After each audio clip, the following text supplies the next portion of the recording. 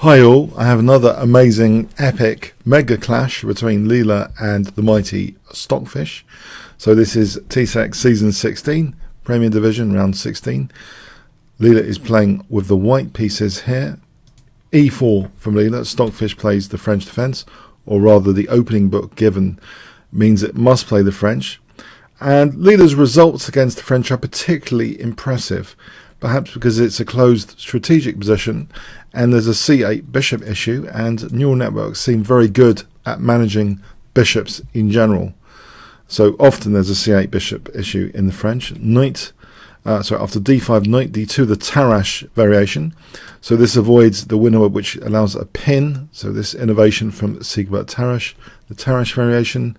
Knight f6, e5, knight fd7, bishop d3, c5, c3, b6. So this is still all in the opening book given. This is a very interesting idea, b6, to be able to exchange off that bad bishop, so-called bad bishop, as soon as possible, and show perhaps some weaknesses on white's light squares potentially later. For example, f5 and c4 traditionally can be used in some French defense games with great success after this bishop is exchanged off. Now here, in fact, knight e2 is part of the book move, bishop a6, taking on a6, knight takes a6. So fundamental considerations here is that the bad bishop has an upside, which is now not there, that it actually makes the pawn chain a little bit more solid. In particular, for example, if you imagine the bishop here, it's discouraging to a later strategic break quite often of f5. It adds more solidity to the pawn chain. So you would think that f4, f5 might be something of interest to white later to try and soften the light squares a little bit more. Okay, so this is the first move out of book, and Leela plays knight f3 here. And we see b5 from Stockfish, so not castling, not moving the bishop, trying to fragment white's pawn chain a bit. So if b4, b takes, there'll be an isolated a pawn. Nothing is done about this. In fact, Leela plays h4.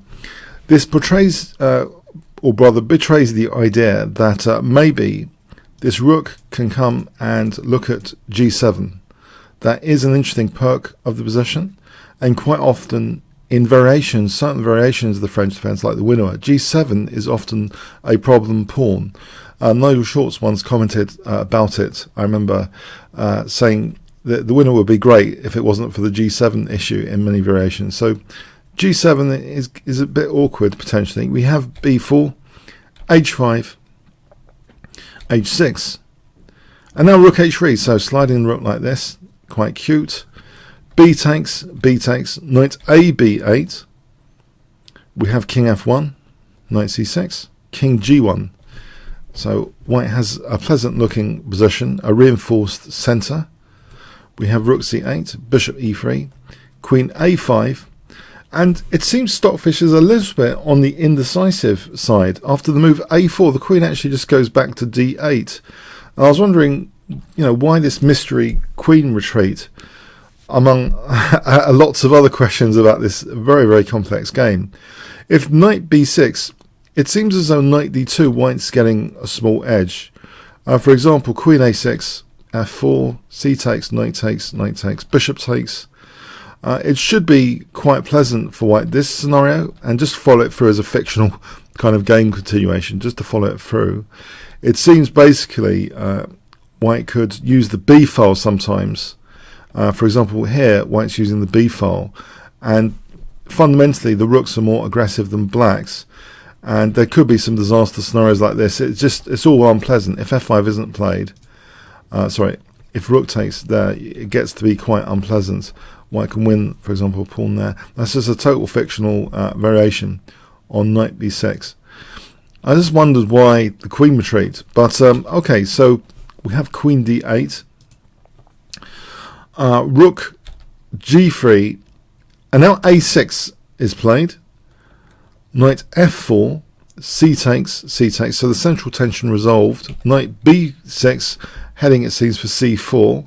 Bishop d2, knight c4, bishop c3, knight e7, heading it seems for f5. That's suppressed, that kind of positional threat, with knight h4. So that looks after f5 here. So if it was ignored, the positional threat was ignored. It looks as though with tempo on the rook, this is quite nice actually for black. It should be at least equal. So knight h4, preventing knight f5. We have now rook b8. Yeah, knight f5 is pretty dangerous as you'd expect, but just to put it down on the board, it would weaken for a start d5. So queen f3 is very little black can do here about d5. Knight b6, maybe a5. Yeah, so this would just be horrendous if, yeah, even the g7 pawn could be taken there as an option. So it's not a good idea to allow that. So rook b8. And the bishop goes to e1. A bit mysterious, yes. A waiting move of some sort. Queen b6. a5. Queen b5. Queen d3. Queen b7. King h2. Queen b2. Hitting the rook moves. Rook d1. Queen b5. Rook c1. Queen b2. Queen d1. Queen b7. Bishop c3. Mysterious stuff. Mysterious shuffling at this point in the game. Yep. High level shuffling. Queen c8. Queen g4. Putting pressure again on g7 with the queen as well. But there's also a potential threat if the queen wasn't on e6. Maybe there's some naughty ideas like knight takes e6 emerging here. Rook g8 was played just to demonstrate that. Or there's an alternative little tactical blow, say knight c6. So the queen's still eyeing e6. But here, interesting, a Stockfish finds knight hg6. So this position is actually quite dangerous because now there's a threat of knight g6 check. And if we get this position, maybe white can actually improve with rook b1, being very calm here. So again, threatening knight g6 check. And this scenario, it seems as though white ends up winning a ton of pawns at the very least, and will be much better actually. So even though at piece down, there's so many pawns for the piece. So interesting stuff like that, and two connected pass pawns, that should be very nice for white, very big advantage. So there are some dangers here with knight hg6, it seems. So rook g8, bishop e1, queen d7. So keeping protection of e6. It seems as though black's just waiting here. Queen d1. That probing is finished now. Knight c6. Knight f3. Not really worrying about this a5 pawn. In fact, that's just ignored here. We have actually... well, there's going to be pressure on the a file after anyway, so it doesn't seem that palatable. Rook h8. Bishop c3. Knight a3. And now, actually, this is interesting. It seems as though Leela, impressively, has an intention of using the symmetrical kind of squares, c5 and f5 here. I was impressed.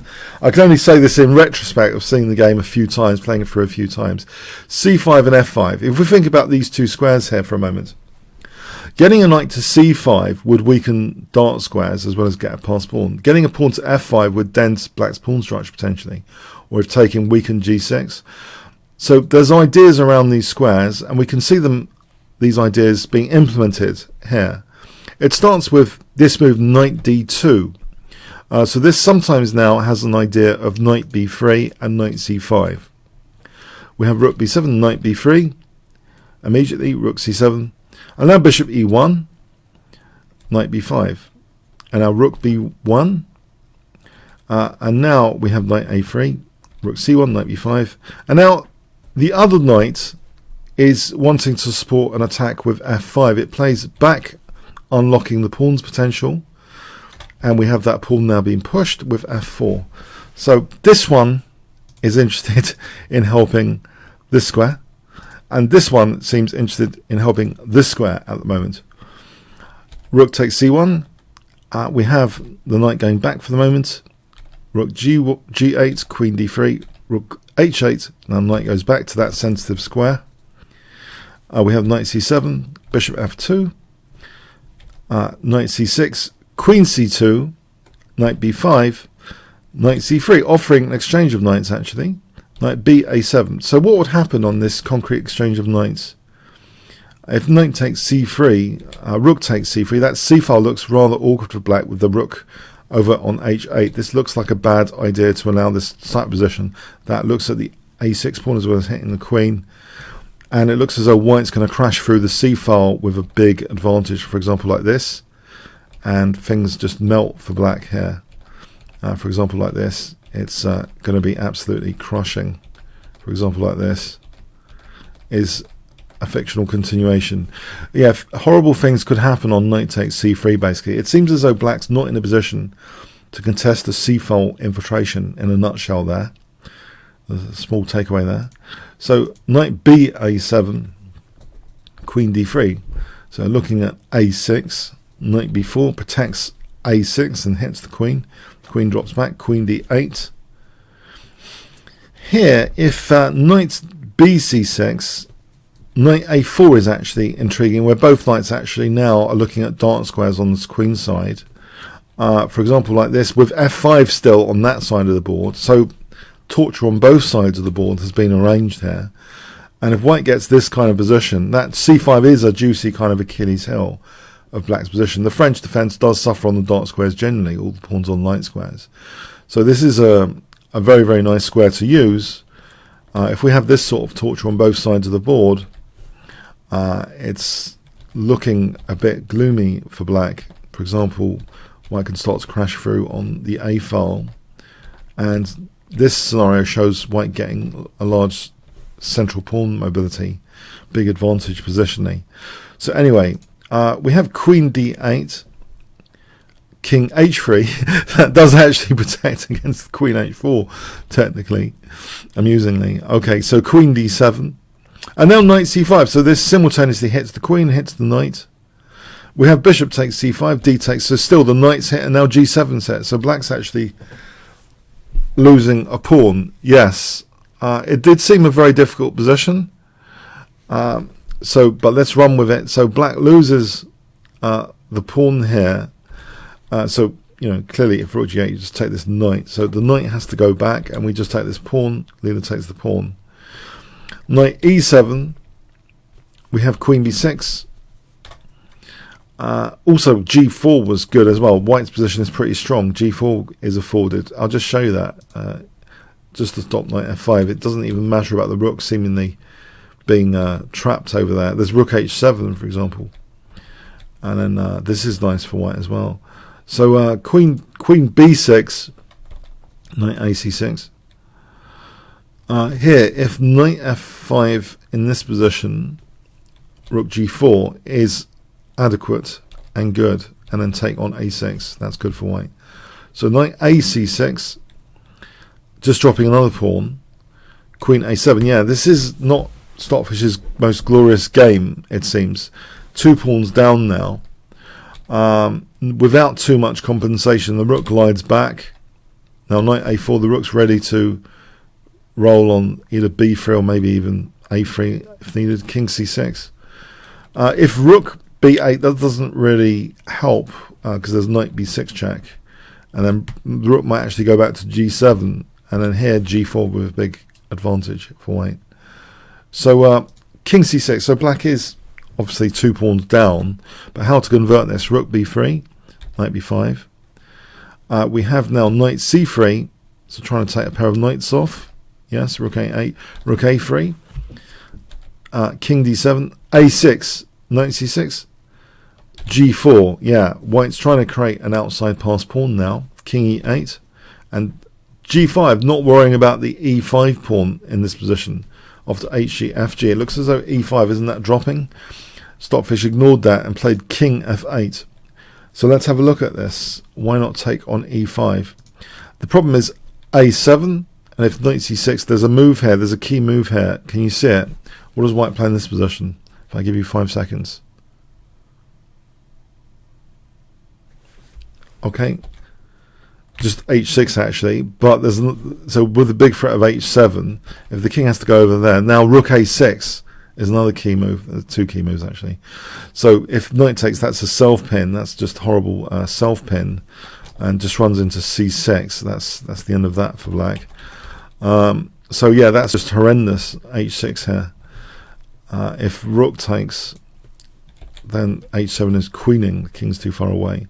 So this knight takes e5. Just look at this one moment more. If king f8, then bishop g3, and here, even though white's only one pawn up, it's a big advantage still. For example, bishop b8 closes in the rook, and the c pawn can creep forward like this and overload the black position. That's not really great for black there. Okay, doesn't really help black. So we have king f8, just ignoring e5. King g4, even allowing it with check, doesn't really help black. King g7. So even taking it with check doesn't help black. Just king f4 and if knight c6. Here, bishop e1. And if rook a7, bishop c3. The bishop, going via e1 to c3 means h6, h7 is a big threat. And if d4 has to be played then this d pawn is weak. And it's just going to drop off, basically. Black's falling to bits there. And if d3 isn't played, then rook b6, bishop takes d4. This is great for white as well. So we have king g7, king f4, king h7, bishop e1, king g7, bishop d2. Okay, rook a7, king g3, king h4, h6, bishop f4. Now here knight e7. If just to show what white would do if rook a7, white could play king h5 here and then arrange g6. And this is going to be very, very pleasant. After king f6, the king's going to be carnivorous, start winning e6 with a huge advantage, creating another passed pawn. So knight e7, king g3, king h7, king f3, king g6, king e4, trying to round up this d pawn. That's protected. Bishop d2. d3, yeah, black's in a sort of zugzwang here anyway. It's getting really quite bad. So d3,